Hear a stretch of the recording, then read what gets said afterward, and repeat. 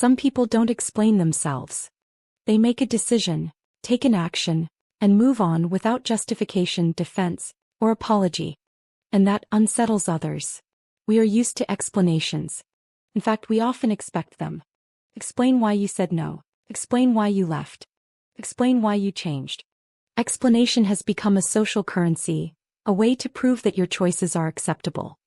But psychology shows that people who don't explain themselves often possess a strong internal locus of control. Their sense of authority comes from within, not from others' approval. Over-explaining is usually driven by anxiety. It is an attempt to manage how others perceive us. When we explain too much, we are not clarifying, we are negotiating our worth. People who don't explain themselves have stepped out of that negotiation.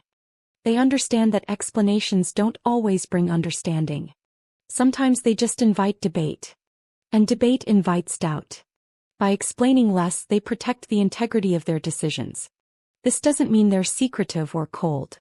It means they've learned that clarity doesn't require consensus. There's also a boundary component. When you explain everything, you teach people that they're entitled to your reasoning. When you don't, you signal that some choices are personal, not communal. Psychologists note that this behavior often emerges after periods of people-pleasing or emotional exhaustion. After explaining themselves into burnout, individuals learn that not everyone needs access to their inner process. And here's the paradox. The less you explain, the more grounded you appear. Confidence isn't loud. It doesn't persuade. It simply exists.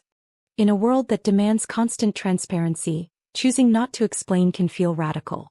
But for many, it's a return to autonomy, the quiet understanding that you don't owe everyone a narrative. If you've ever felt guilty for not justifying yourself, remember this.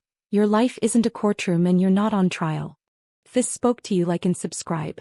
We're just getting started.